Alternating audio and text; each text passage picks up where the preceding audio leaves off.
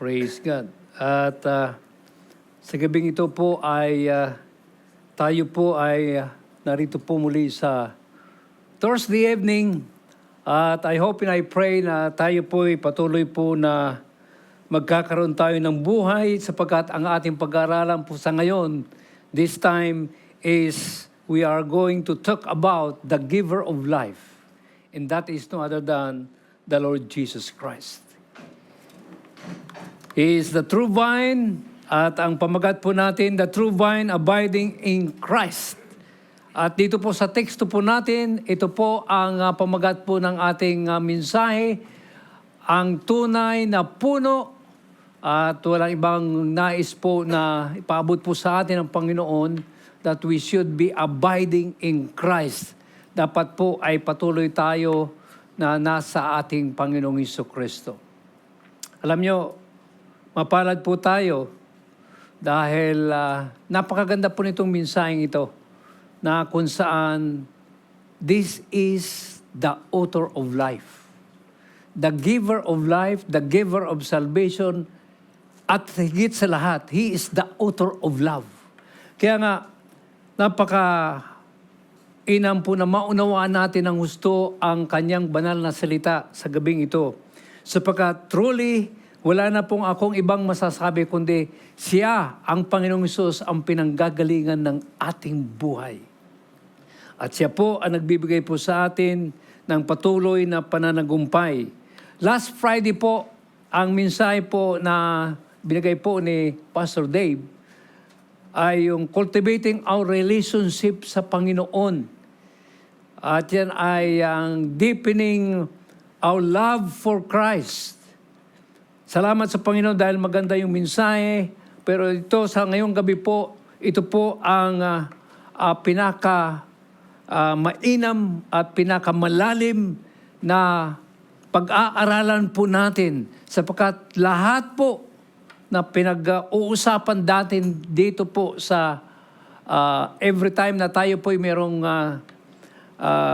mensahe ng Panginoon, it's all pointing to the Lord Jesus Christ. Wala na pong iba. At ang salita po niya, wala na pong ibang, it will point to every one of us to go to Jesus, the giver of life. Kaya nga dito po sa pamagat nito, the true vine abiding in Christ, dito po natin maunawaan talaga kung sino talaga ang pinanggagalingan talaga ng buhay.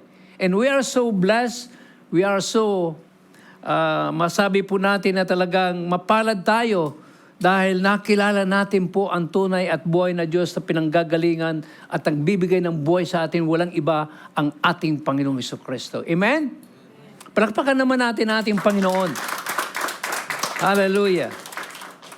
At dito po in this message is a great passage because it reminds us na meron tayong Diyos na napakabuti. A good God na kung saan a good Savior din, tagapagligtas din po. And who is in full of vibrance in life at who wants us to share in that with the Lord Jesus Christ.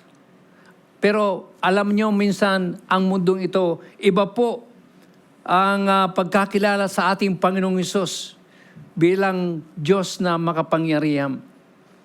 But to tell you the truth, He is a personal Savior and loving God na kung saan ay wala siyang nais na ibigay sa atin na maunawaan natin ang katotohanan po na the true life, the goodness, and the way to live a victorious life ay walang iba sa pamamagitan po ng ating Panginoong Jesucristo. So this is a wonderful message in John 15 where Jesus makes an interesting analogy o yung pagkakahawig po, pagkakatulad po sa nais po niyang o sa kanyang layunin, sa kanyang ministeryo, in comparing himself to a vine bilang isang puno po, repairing doon po sa the grapevines, yung puno na namumunga ng ubas. Mapalad tayo dito dahil sa Pilipinas nung araw, kahit anong i-desire ko, gustuin ko, hindi ako makakain ng ubos dahil mahal yun eh. Dito lang ako nakakain ng ubas. Paborito po ng bawat isa po sa atin, yan ang ubas, di ba? Sino ang ayaw kumain ng ubas? Masarap ang ubas. So, mga minamahal kong mga kapatid, sa gabing ito, we are going to focus on three main things that as we look at the first 5 verses of this chapter po. At yan ang una po natin tatalakayin dyan po, being a branch on the vine, bilang isang sanga sa puno. At alam natin po na napakalaga po na ang isang sanga po ay dapat po nakakabit po sa puno. Dahil alam natin po yan, mamaya tatalakayin po natin po yan, bagamat hindi po natin dadaanan yung mga talata po doon patungkol po sa mga sanga. At dito po, ang ating pong babasahin pong teksto po ay ito. Lahat po tayo tumayo. At bilang paggalang po sa salita ng Diyos, dahil alam natin ang salita ng Diyos walang iba kundi ang ating Diyos na ating loving Creator. Amen? So, yan po, umpisa na po natin. Verse 1, I am the true vine, and my Father is the vine dresser. Every branch in me that does not bear fruit, He takes away. And every branch that bears fruit, He prunes that it may bear more fruit. You are already clean because of the word which I have spoken to you. Abide in me, and I in you. As a branch cannot bear fruit of itself unless it abides in the vines, neither can you unless you abide in me. I am the vine, you are the branches. He who abides in me and I in him bears much fruit, for without me you can do nothing. Pagpalain na po yung kanyang banal na salita, tayo pong lahat yumuko, tayo po'y manalangin. Abba Father, we are so thankful.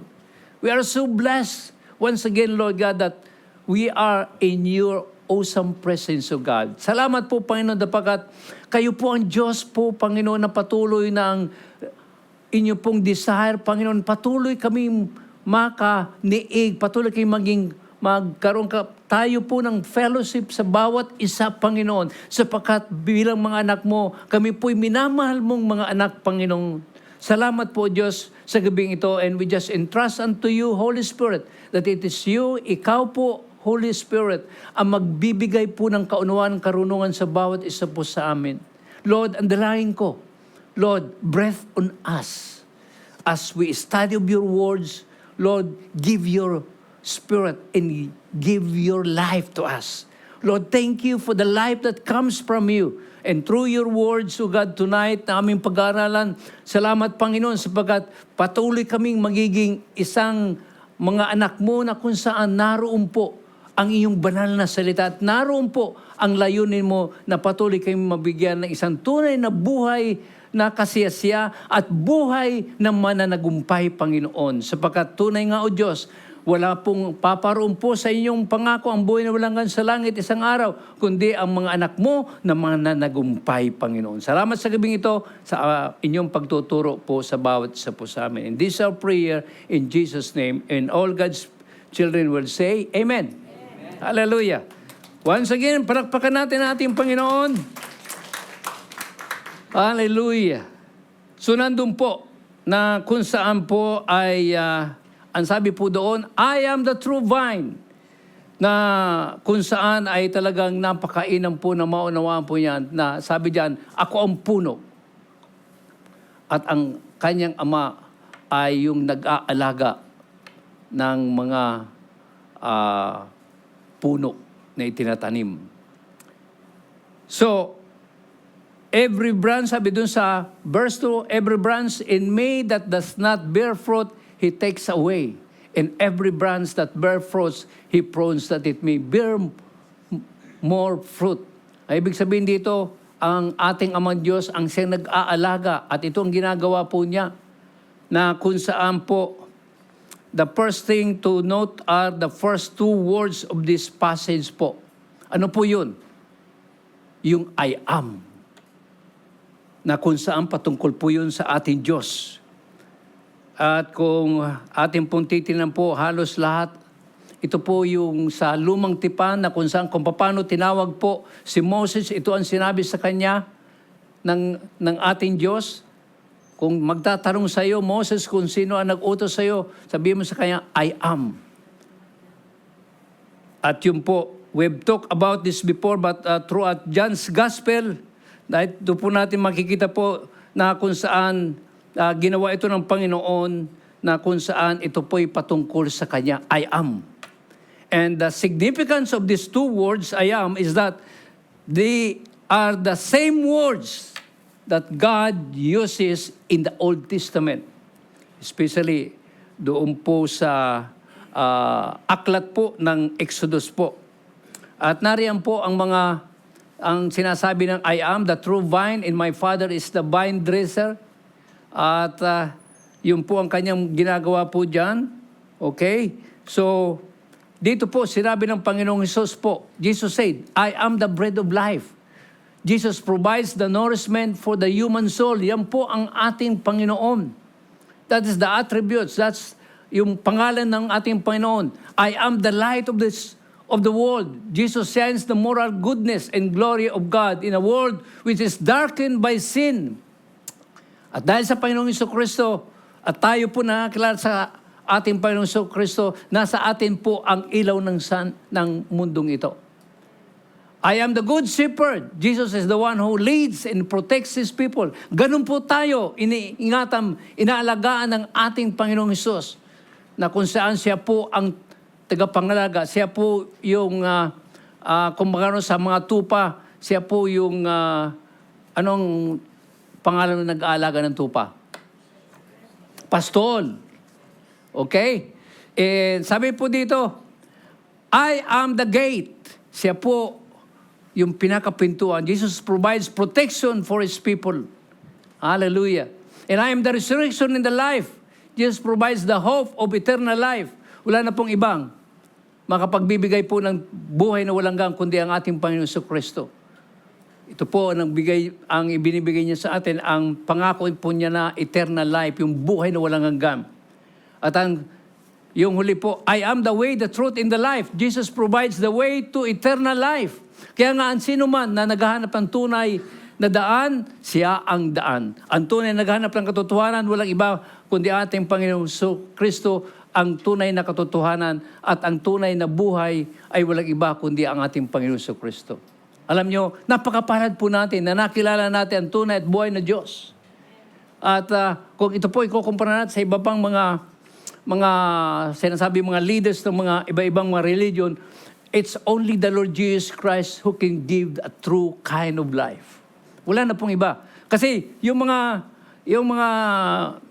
producer o mga nag-establish ng mga religion, nangamatay na sila. At hanggang sa ngayon, ay nandiyan pa sila sa libingan. Pero there is only one man, one God, na kung saan namatay. Pero after 3 days, He rose again from the dead. At yun po ang nagpapatunay na meron tayong Diyos na mga pangyayari, walang iba, ang ating Panginoong Jesucristo. Amen? Hallelujah. Kaya nga, hindi po mapababulaanan po ang katotohanan that the Lord Jesus Christ is the true and living God. Siya yung namatay at muling nabuhay at nabubuhay magpakailanman. Amen? At dito po ay mismo ang Panginoong Hesus, sinabi po niya yan na kung saan He is the vine. I am the true vine. Kaya nga itong analogy ito, yung pagkakahawig po dun sa mga sinasabi ng Panginoon patungkol sa kanyang buhay, ay ikinumpara po niya ito sa isang puno. Napakalaga po nito. So, God the Father is the vine dresser or gardener.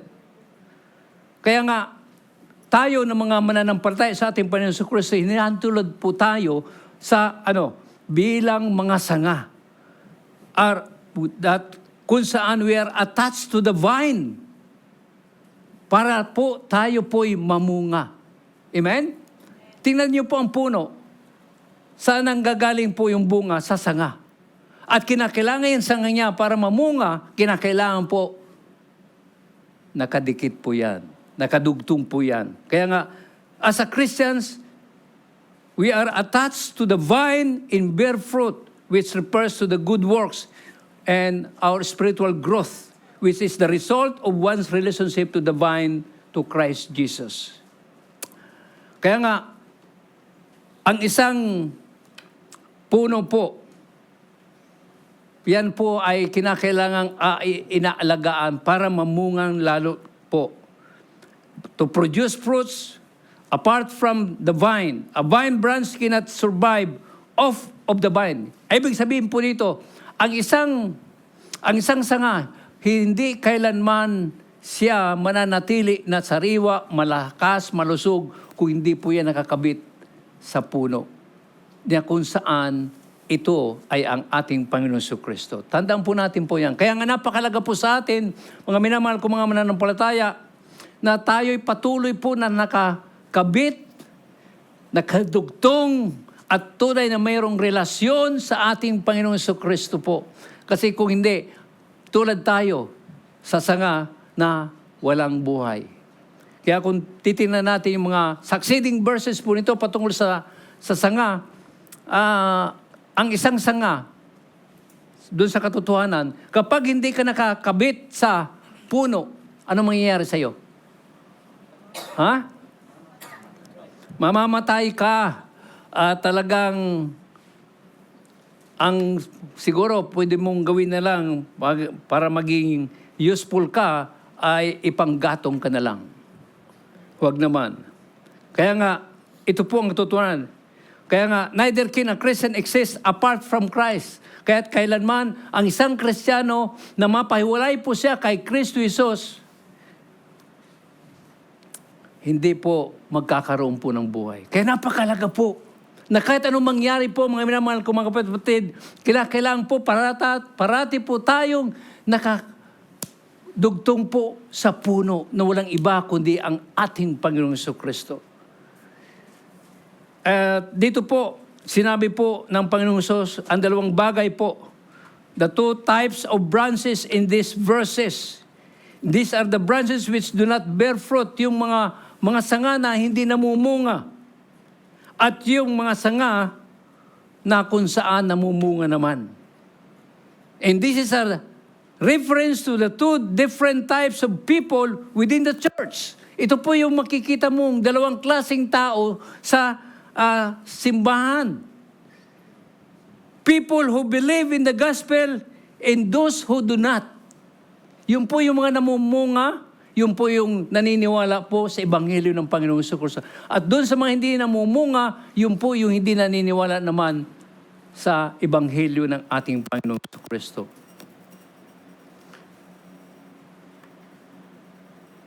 Alam niyo yung fruitless, yung hindi namumungang sanga, na katulad po sa mga ibang nating mga Kristiyano, sana wala dito niyan, okay? Is someone who goes to church. Andun, pumunta sila sa church. Makikita mo. Pero, hindi nila alam kung ano ang salita ng Panginoon. Kaya nga, parati po natin sinasabi na ini-encourage bawat isa sa atin po na patuloy tayo magbulay-bulay ng salita ng Diyos.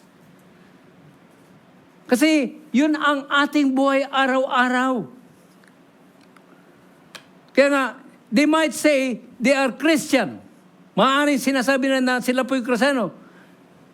At alam din nila yung mga salita ng Diyos, ng Biblia. Pero ang katotohanan, they don't really believe in Christ Jesus. They don't truly believe that He is the Lord and personal Savior of their life. Kaya nga pag tinanong mo, yung mga katulad sa sangang hindi namumungang yung mga Kristiyano andun sa church pero talagang wala naman talagang tunay na buhay na talagang andun yung relasyon niya sa Panginoon. Kapag dumating yung mga pagsubok, asahan mo, babagsak yan. Kaya nga, ang ating layunin dito sa church, lahat tayo po lumago sa ating buhay espiritual, mga minamahal ko mga kapatid. Kaya nga, yun yung mga tao na nakakalungkot. And because they don't really believe in Jesus Christ, Ano ang nakikita natin ito? Sila yung mga sanga hindi mo makikitaan ng bunga. Wala eh. Kailanman hindi sila nagkaroon ng bunga.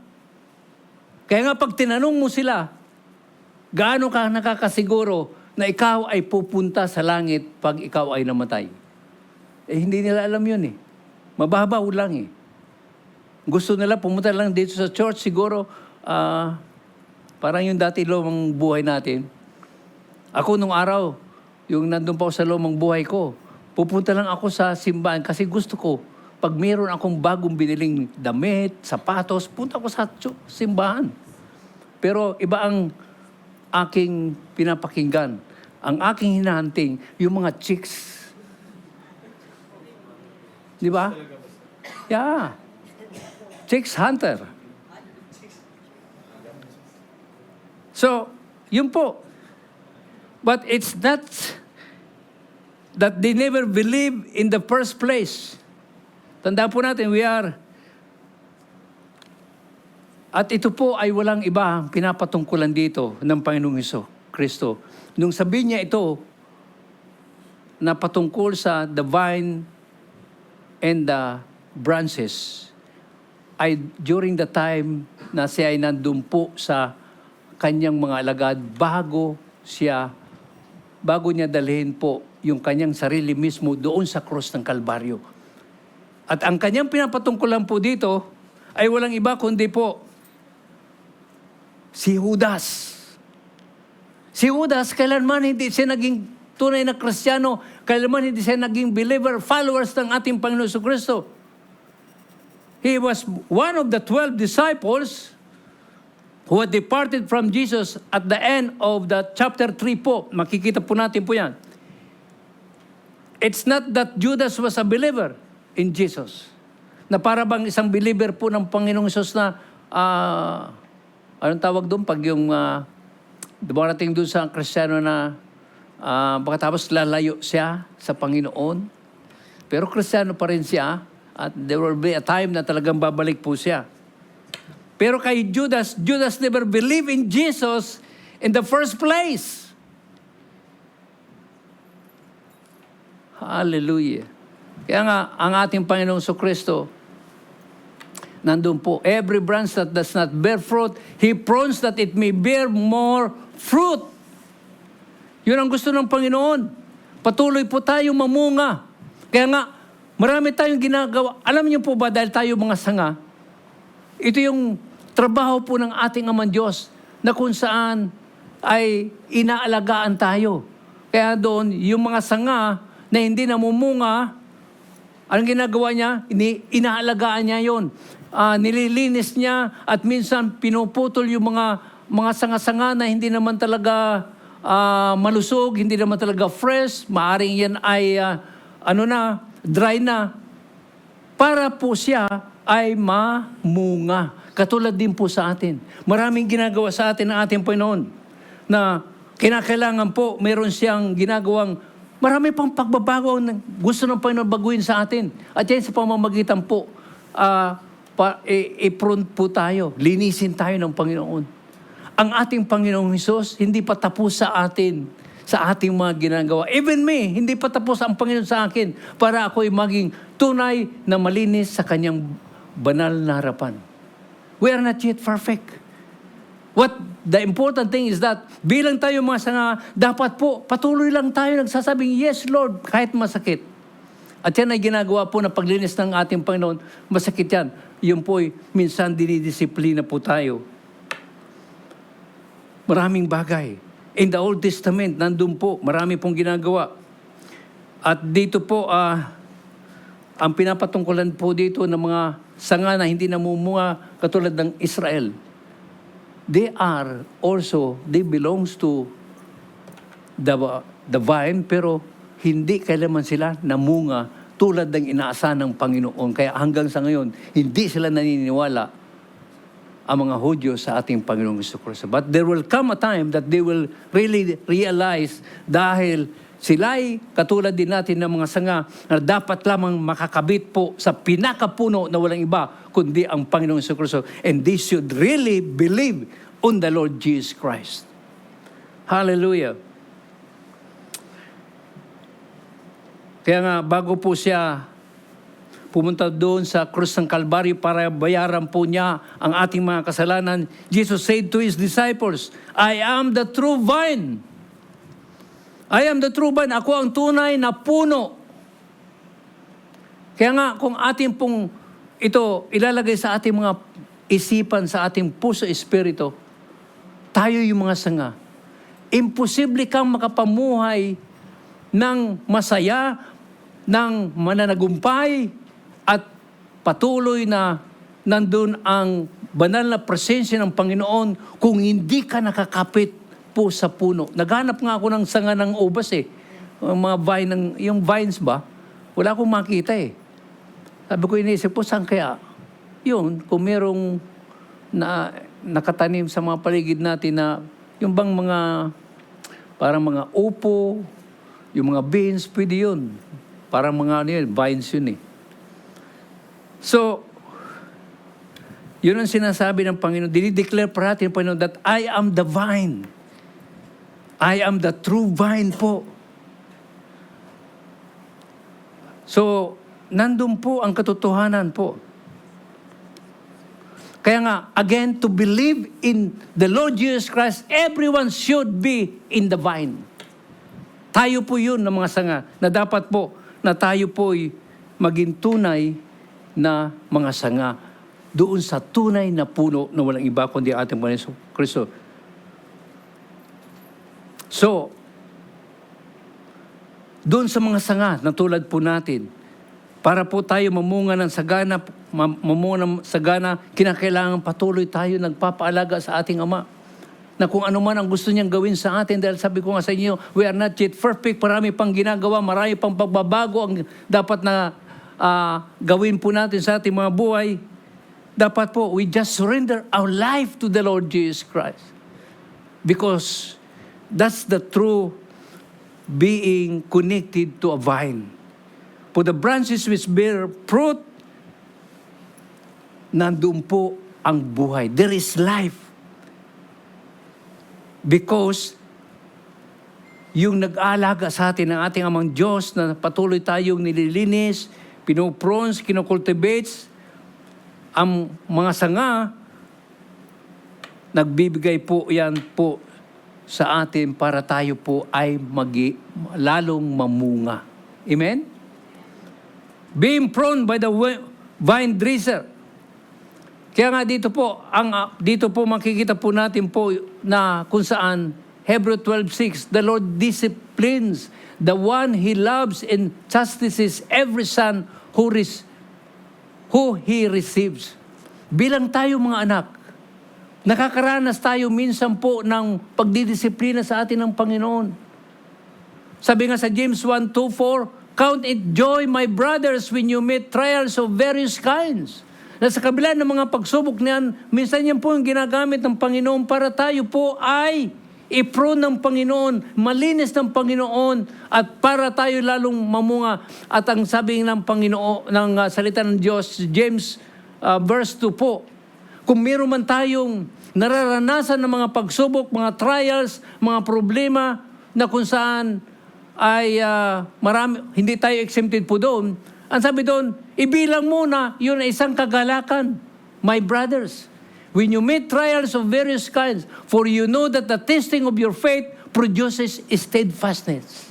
Kailangan po na tayo po'y patuloy po rin na tayo ma-test po kung hanggang saan na po ang lalim ng ating pananampalataya, pagtitiwala sa Panginoon, lalong-lalo na dating po ng mga pagsubok, andun pa kaya tayo, nagtitiwala pa kaya tayo, tumatawag pa kaya tayo sa Panginoon, Lord, help me, Lord.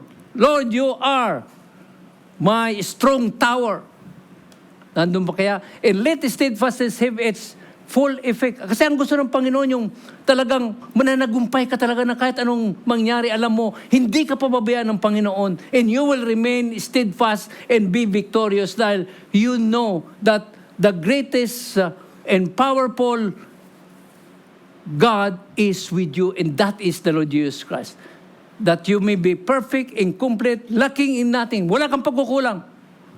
Yun ang gusto ng Panginoon. Kaya nga, ang ating buhay dapat po na patuloy tayo nakakapit po sa sanga para tayo manatili po na tayo ay sinasamahan ng Panginoon. The strength will always be our joy.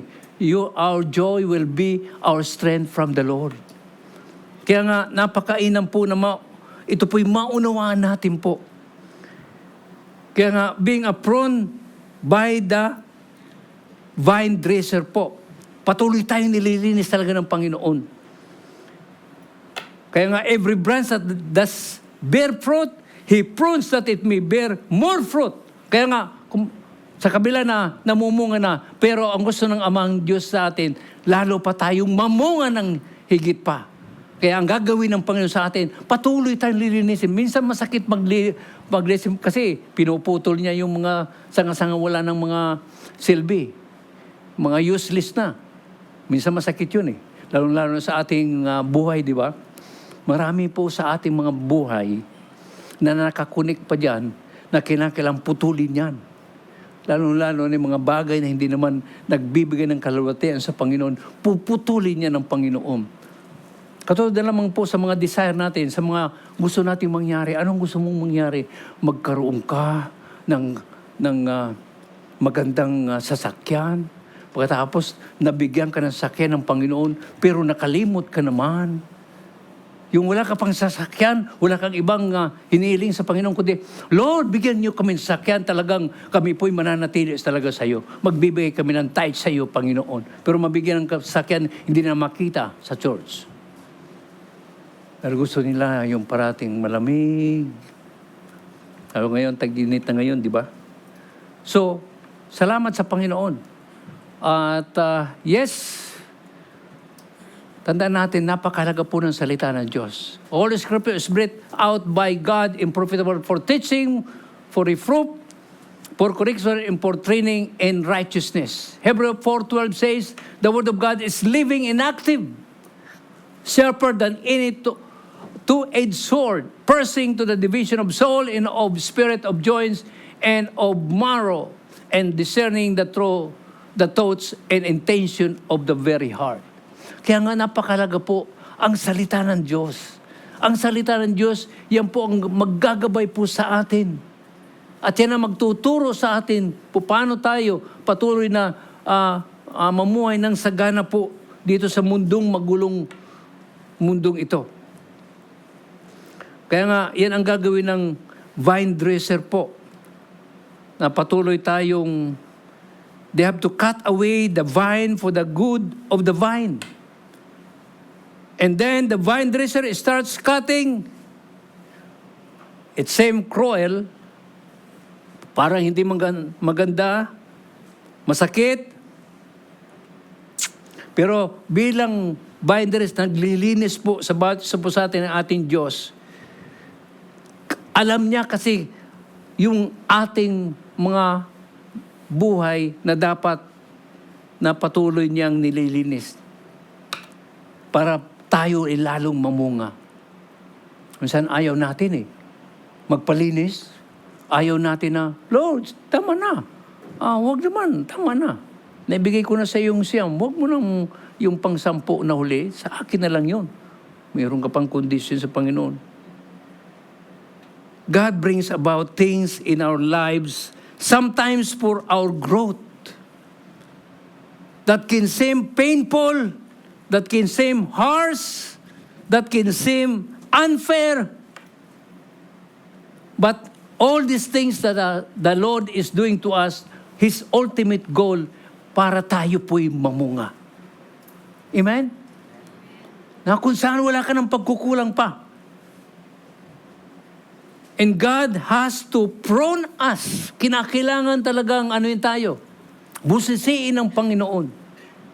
Pero kapag mahal mo ang Panginoon, alam mong siya talaga ang puno at ikaw ang sangang nakakapit sa Kanya na ikaw ay patuloy na umasa sa Kanya, wala ka nang sasabihin kundi, Lord, Amen. Amen. Amen, Lord. Kahit masakit. Now, application of God's prunes on us, producing fruit through the vine, pamamagitan po ng puno, para tayo po to produce more fruit, para tayo lalong mamunga po. Ang sabi po dito, verse 3, already you are clean because of the word that I have spoken to you. Ang sabi po diyan, tayo po'y nilinis na daw. Yan yung total teaching ng Panginoon na dapat nating maunawaan. Patuloy po natin po itong mapag-aralan. Nang sa ganon, masasabi po na totally we are clean already because of the word that have spoken to every one of us. Marami pa tayong dapat na mapag-aralan, maunawaan po sa salita ng Panginoon. I tell you, if you really consider yourself na ikaw ay talagang a branch na nakakapit dyan sa puno na walang iba kundi ang ating Panginoong Jesucristo, tunay na mamahalin mo ang salita ng Diyos. Sapagkat siya po ang nagbibigay sa atin ng buhay, wala na pong iba. Kaya nga, dito po, andyan po na kung saan ay kinakailangan pong maunawaan po natin na patuloy tayong dinidisiplin ng Panginoon. Patuloy tayong iniingat ng Panginoon. The Lord disciplines the ones He loves and chastises every son whom He received. Lahat po na tinuturing niyang mga anak, Kanya po itong dinidisiplina. Kanya itong iniingatan, patuloy niya po itong nililinis para lalo tayong mamunga ng sagana po. Kaya nga, napakainan po na maunawaan po natin ang lahat ng ito. Dito po ay masasabi po natin, ito yung sinabi ng Panginoon Jesus sa kanyang mga disciples, for God so loved the world that He gave His only begotten Son, that whosoever believes in Him shall not perish, but shall live everlasting. Ito yung mga sinabi ng Panginoon. At dito sinabi din po niya, Matthew 11:28, come to me all who labor in heavy laden.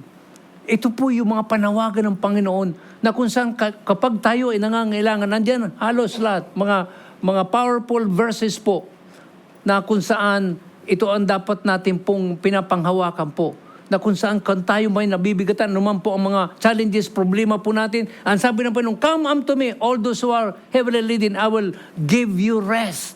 Ang Panginoon magbibigay sa atin ang tunay na kapahingan. Kaya nga, at ang sabi pa doon sa John 4:14, whoever drinks to the water that I will give him will never be thirsty again. Because He is the vine. He is the giver of life. The water that I will give him will become in him a spring of water welling up to eternal life. My sheep hear my voice. Tayo tinuturing ng Panginoon din, hindi lamang bilang tayo mga sanga, mga branches, kundi tinuturing tayo mga tupa. At sabi niya dyan, my sheep, ang aking mga tupa, hear my voice. And I know them. Kilala tayo ng ating Panginoon. Ang tanong, kilala ba tayo kaya ng Panginoon? And they follow me. Sumusunod. Ang tunay na tupa ng Panginoon ay sumusunod daw po sa Kanya. Verse 28, I give them eternal life. Tayo yung binigyan ng buhay na walang hanggan. And they will never perish. Kailanman, hindi tayo po pababayaan ng Panginoon. And no one will snatch them. Kailanman, walang sino mang pwedeng manakit sa atin, pwede mang yung snatch us na lang, na mayroong man masamang mangyari sa atin, hindi tayo pababayaan ng Panginoon. God will always be there. You know, for those who trusted the Lord Jesus Christ, you know, the unfailing love of the Lord Jesus will always surround us. The unfailing presence of the Lord will always surround us for those who trusted in the Lord Jesus Christ. Amen? Hallelujah. Kaya nga, napakainam po na maunawaan po natin po ito, mga minamahal kong mga kapatid. Producing fruits through the vine. Verses 3-5. Sabi po doon, nilinis na. Yun po yung inano sa atin po ng Panginoon kanina. At andyan po, napakarami pang pangako ng Panginoon na dapat patuloy po natin pagbulay-bulayin. Kaya nga, ang panawagan dito ng Panginoon parati, okay? Abide in me, and I in you. Manatili tayo sa Kanya para siya naman po'y manatili sa atin.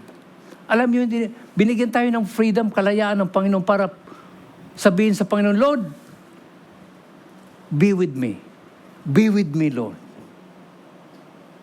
Hindi tayo pinanghihimasukan ng Panginoon. Ang gusto lang ng Panginoon na makita sa atin, you have that choice, you have that passion, you have that desire na ang Panginoong Hesus ay manatili po sa atin. Kaya nga sabi niya, abide in me and I in you. As the branch cannot bear fruit by itself. Ito ang katotohanan kasi.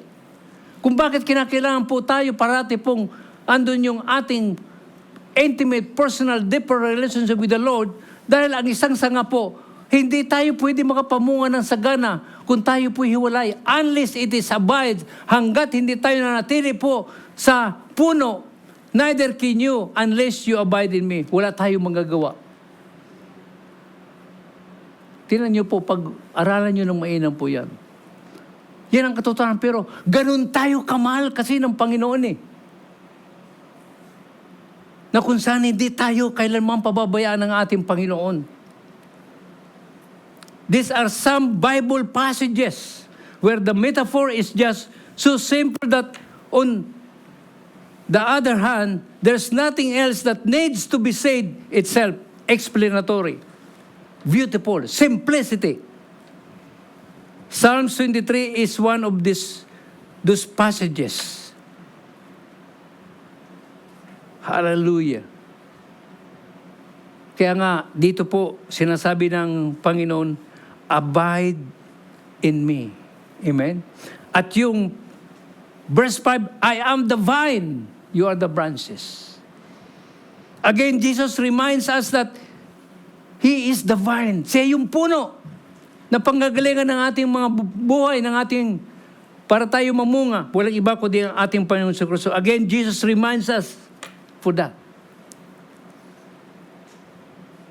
At tayo po'y makapamunga lamang kapag tayo po nakakabit po sa puno. And this last points us na tayo makapamunga lamang ng sagana kapag tayo po ay nakakabit sa ating Panginoong Hesus, who is the vine. The Lord Jesus Christ. Gano'n tayo kamahal ng Panginoon. Ito ang ano ng Panginoon, John 10:10. Jesus says, I came, siya'y pumarito, that you might have life and have it abundantly. Kasi, we are all helpless, we are all powerless. Nung wala pa ang Panginoong Hesus sa ating mga buhay. Kaya ganun tayo kamahal ng Panginoon. Pumarito siya sa atin. Dahil kung hindi siya paparito, walang ibang paraan para tayo po makapamunga ng sagana, kundi dapat po tayo na may balik. Para tayong mga sanga nung araw na wala tayo sa ating Panginoon sa Krus, wala tayong relasyon sa ating Panginoon sa Krus, para tayong mga sanga na putol, hindi nakakabit sa pinakapuno. At datang ginawa ng Panginoon, for God so loved the world, He gave His begotten Son, that whosoever believes in Him will never go to hell, but shall have everlasting life. You know, ang Panginoong Diyos, hindi man kailanman, He did not intended for anybody to go to hell, but it is the will of man na kung saan naging rebellious po tayong lahat laban sa Diyos. That's why the wrath of God is in us before. But thanks be to the Lord for God so loved the world na ibinigay niya ang kanyang bugtong na anak, pumarito po siya to sacrifice in behalf of us. Nagmistulas siyang makasalanan para lang tayo po maligtas po sa kabayaran ng kasalanan. At yan po, kabayaran ng kasalanan ay mapunta sa impyerno. Pero hindi nangyari po sa atin. Saan tayo man naroon, tayo po'y niligtas ng Panginoon. He wants us to live abundantly sa pamamagitan lamang po ng ating Panginoong Hesus. He wants us to experience all the fullness of life sa pamamagitan po ng ating Panginoong Jesucristo. Bilang tayo po'y mga branches connected in the vine. The fruit is good.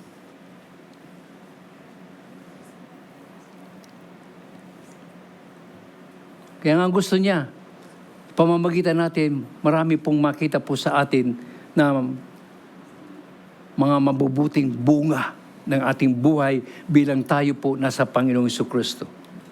Amen? Conclusion. Abiding in Christ. Ito po yung panawagan sa atin ng Panginoon. Jesus calls to every one of us, to every believers, followers, Christians. Jesus calls us to abide in Him. Manatili tayo po sa Kanya. And that's the only way na tayo po'y makapamumunga ng sagana. That's the only way that we can be victorious overcomers. That in every kinds of problems in life, challenges in life, you name it, storms of life, bagyo sa buhay, gaano man kalaki, mountains of problems, there is only one God who can give us the victory. And that is only Jesus Christ. And that is the very reason that we should abide in Christ Jesus. The same Jesus who calmed the storm is the same Jesus who is with us. And the same Jesus who rebuked devil or evil spirit in this time during His earthly ministry is the same Jesus who is in us. And the same Jesus who raised up Lazarus from the dead is the same Jesus who is in us. And the same Jesus who fed multitude, 5,000, 4,000, ang nagpakain na napakaraming at may sobra pa, ay si Jesus, the vine who is in us. Kaya nga mga minamahal ko mga kapatid, He wants everyone of us to bear fruit sa pamamagitan po ng ating Panginoon Jesucristo. Because apart from Him, we can do nothing. On the vine, lamang po, sa pamamagitan lamang ng puno na walang iba kundi ang ating Panginoon Jesucristo. And that is the grace that He gives us because He loves us so much. Hallelujah. Amen? Kaya nga sa gabing ito ay dalangin ko na tayong lahat manatili sa Panginoon. Tayong lahat mamunga ng sagana.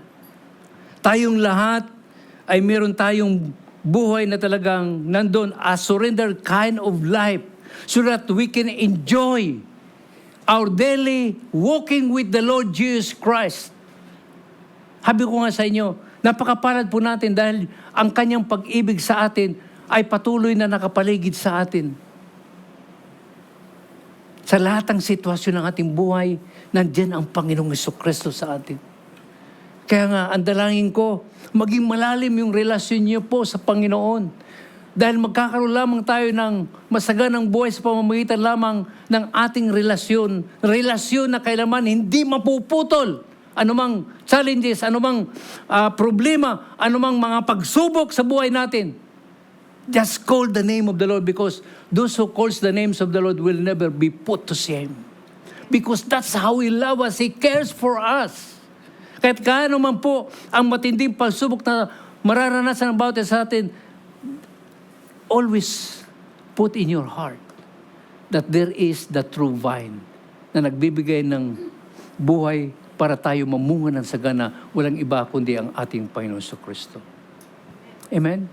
And Jesus calls us to abide in Him. Let's bow our head, let us pray. Abba Father, we are so thankful, Lord. Salamat po, Panginoon. And thank you, Holy Spirit, Lord God, that it is you. Ikaw nagbigay sa amin ng inspiration, Panginoon, para ipaunawa mo sa amin, malaman namin ang katotohanan that you are the vine, Lord, And the only way that we can be fruitful also as the branches, we must be connected unto you, Lord Jesus Christ. Kinakailangan po kami, Panginoon, manatili sa inyo, Panginoon, because alam namin, wala kaming magagawa, Panginoon. Ikaw po ang pinanggagalingan ng buhay. Ikaw po ang tunay na nagmamahal sa amin, Panginoon. At ang pangako mo, Panginoon, hindi mo kami pababayaan, ni iiwanan man, Panginoon. Lord, ano man po, Panginoon, ang mga nararanasan ng mga kapatid kong narito, Panginoon, abutin mo. Let them know that you are the mighty, powerful God, that in you all things are possible for those who believes in you, for those who are in the vine. Lord, salamat po, Panginoon. Salamat po. Holy Spirit, continue, give your beloved children your inspiration that you are always there. Hindi sila, Panginoon, nag-iisa, sapagkat ikaw po, Banal na Espiritu, ang ipinadala ng Amang Diyos, ng ang aming Panginoong Jesucristo, ay umakyat sa langit at nariyan na po katabi ng aming Amang Diyos sa langit. Ikaw po yung Banal na Espiritu ang nananahan sa amin sa lahat na nananampalataya sa inyo, Panginoong Hesus. Salamat po for the Comforter, which is the Holy Spirit. At salamat, Panginoong Diyos, na ikaw ang Diyos ang patuloy na ang dalangin ang inyo pong layunin. Kaming lahat ay makapamunga na kahit nasa gitna ng magulong sanlibutan ito, patuloy kami, Panginoon, na mamumunga ng sagana, Panginoon. And you will always be with us. You will never leave us nor forsake us, O God. Lord, thank you because you will always love to surround your people, your beloved children, with your unfailing love, your unfailing presence will always surround your beloved children, O God. Lord, salamat po, Panginoon, sapagkat patuloy na nakikita mo na ang mga anak mo ay nagtitiwala sa inyo. Lord, salamat sa pag-abot mo sa lahat ng kanilang mga pangangailangan. Salamat, Panginoon, sa kasagutan mo, Panginoon, sa kanilang pangangailangan. Salamat, Panginoon, sapagkat ang kanilang mga kapaguran ay kinuha mo na, Panginoon. Binigyan mo sila ng kapayapaan, binigyan mo sila ng kapahingahan, at ang kanilang mga malalayong pamilya, hindi sila po nag-iisa po doon. Maging kami man po ng mga anak mo na narito, bagamat kami ay hindi namin kasama ang aming mga mahal sa buhay, pero ikaw ang higit na kasama namin. Ikaw po, Panginoong Hesus, na pinanggagalingan ng aming buhay. Lord, help us to abide in you always, now and forever. Our Father, this is our prayer. In Jesus' name, and all God's people will say, Amen. Hallelujah.